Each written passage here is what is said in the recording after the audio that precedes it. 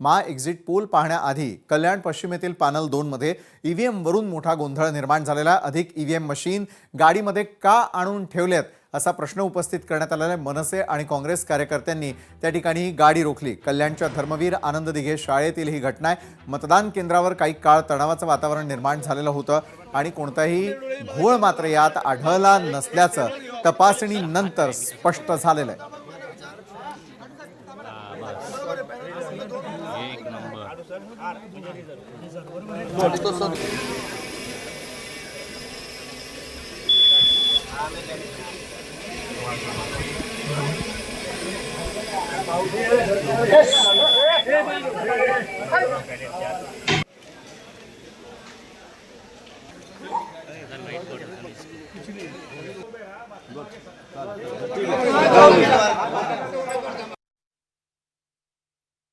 EVM machine गाडीमध्ये का आणून ठेवण्यात आले? मनसे आणि काँग्रेस कार्यकर्त्यांनी गाडी रोखत हा प्रश्न उपस्थित केला। कल्याणच्या धर्मवीर आनंद दिघे शाळेतल्या घटना नंतर मात्र मतदान केंद्रावर काही काळासाठी तणाव निर्माण झालेला होता। कोणताही घोळ आढळला नसल्याचं तपासाअंती स्पष्ट झालेलं आहे।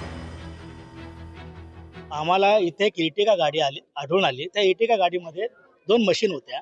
आमच्या काही कार्यकर्त्यांनी त्यांना जाब विचारला की या मशीन आल्या कुठून। मग आमच्या कार्यकर्त्यांनी सर्व आमच्या कॅन्डिडेटला, सर्व पक्षाच्या कॅन्डिडेटला इथं बोलून घेतलं की नक्की या मशीनमध्ये काय आहे।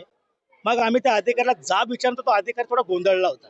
स्वाभाविक आहे, कारण त्याला पण प्रत्येकाला एक सगळे त्याला वेगवेगळे प्रश्न विचारत होते। मग आम्ही आमची मागणी काय केली सर्व पक्षाच्या कॅन्डिडेटनी की या मशीनमध्ये नक्की या मशीन खाली आहेत, तर या मशीनमध्ये वोटिंग झाली आहे की नाही झाली याची शहानिशा करायची होती आम्हाला।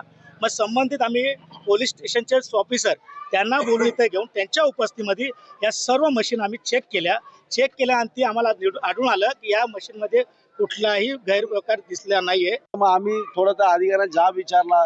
मग आमची खूप गर्दी होती, त्यामुळे अधिकारी पण थोडे घाबरले होते।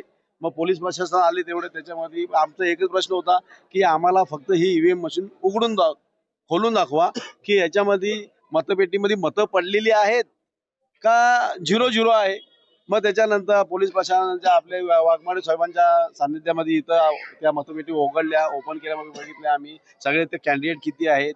मग मतपेटीमध्ये 0 असा आकडा आला। त्याच्यानंतर आमच्या मनाचं समाधान झालं।